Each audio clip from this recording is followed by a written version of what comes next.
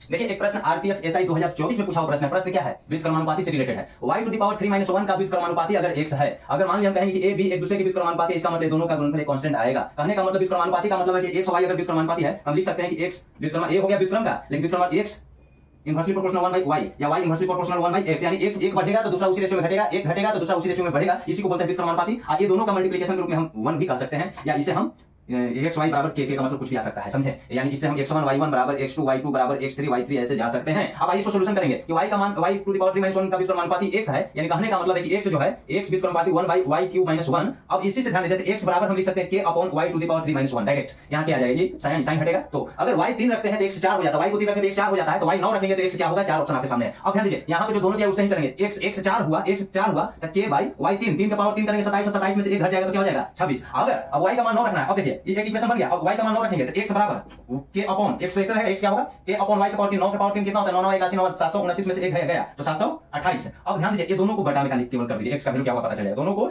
Division के रूप में एक बटा में से कर दिए। तो अब ध्यान दीजिए यहां 4 by x बराबर हम क्या लिख सकते हैं? यह ऊपर चला ये तो खत्म हो गया बकलोलिया। और 728 अभी 26 नीचे है तो नीचे क्यों आ जाएगा? ये तो आप जान ही रहे होंगे। काट सकते हैं ऐसे, 4 से पहले काट दीजिए, 18 चौक 72 यहां 2 राइट, 13 दूनी 26, 13 दूनी 26, 13 और 4 52 2 से यहां 7। कहने का मतलब 1 by x बराबर 7 है, तो 7 के नीचे 1 छिपा हुआ है तो x का मान क्या होना चाहिए? 1 by x बराबर 7 by 1 है, ये ऊपर गया तो इधर भी फेंक दो ऊपर 1 by 7, यानी ये भी करेक्ट आंसर है। ऐसे प्रश्न को इस तरह से बनाइएगा, राइट? ठोक दीजिए लाइक।